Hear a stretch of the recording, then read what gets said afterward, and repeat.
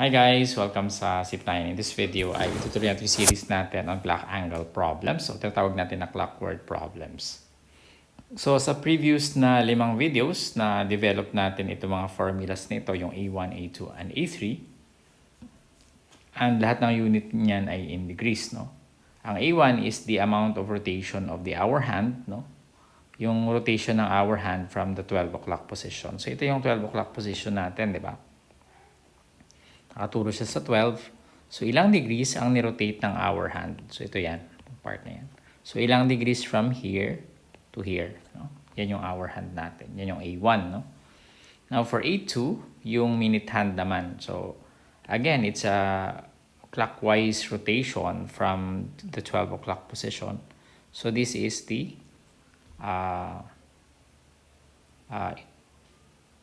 rotation of the minute hand, which is A2, no? So this is the minute hand.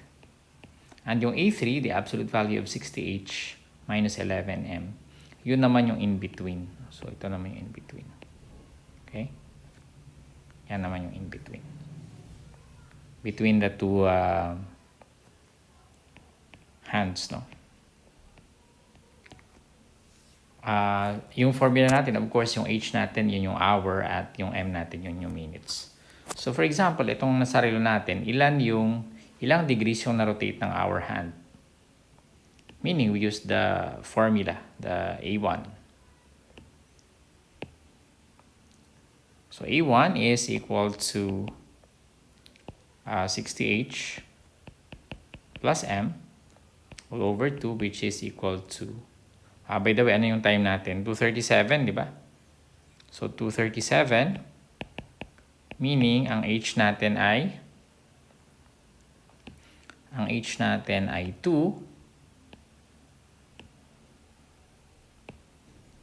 natin ay 2 at ang M natin ay 37. So, meaning, we have 60 times H, which is 2, plus 37, divided by 2, this is equal to 120. 120 plus 37 is 157 divided by 2, which is equal to 78.5. Okay? Now, kung gusto naman natin malaman, so yung ating amount of rotation is, ibig sabihin ito is 78.5 degrees. Now, for A2, we have 6M, no? Which is 6 times yung minutes natin, which is 37. That is equal to 37 times 6, 42 carry 4. That's 18 plus 4, 22. So, 222 degrees. Okay? So, ibig sabihin, itong green, yung rotation ng green from here to here, pag nirotate itong ating minute hand, ay 222 degrees. Medyo may hint kayo na kasi 180 na to, di ba? From here to here. So, magdagdag ka pa ng konti. So, tama-tama lang, 222, no? Okay? Next is in between. Well, yung in between na formula na yan, dinevelop natin yan from the two formulas. So, pwede natin gamitin yung A3 and then we check it with A1 and A2. So, ilang degrees, no? Ilang degrees, no? Maybe you can delete this. Ilang degrees itong in between. Okay? Ng dalawang hands na yan. So, we use our formula, A3 is equal to 60, the absolute value of 60 times H minus 11M all over 2, which is equal to the absolute value of 60 times 2 minus 11 times, anong M natin? 37 divided by 2, right?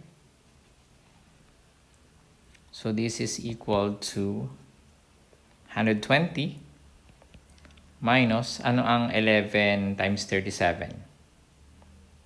That's 37 times 11, 7, 3, 7, 3, 7, 10 carry 1, 4. So 407 divided by 2, pero may absolute value. This is equal to, ano ang 147, oh sorry, ano ang 407 minus 120? So 7,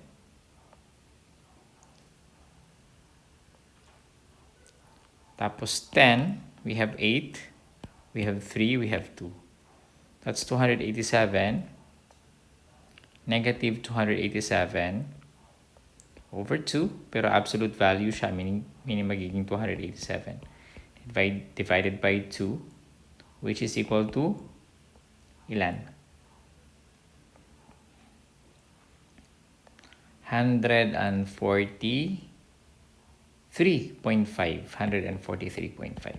So, minental ko na lang, no? Now, we can check if this is correct by subtracting the two angles, no? Kasi remember, the angle in between, so, pag sinukat natin yung angle in between, diba this angle is for the minute, tapos this angle is for the, so that angle is for the hour hand, this angle is for the minute hand. So yung minute hand minus the hour hand, itong buong ito minus ito is actually this one, di ba? So ibig sabihin, we can subtract the amount of rotation of the minute hand.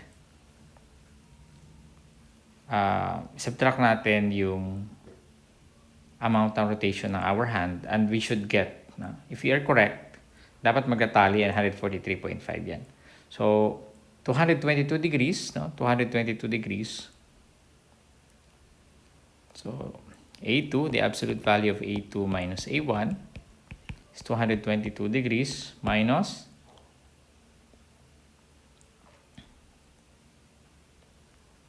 78.5 degrees.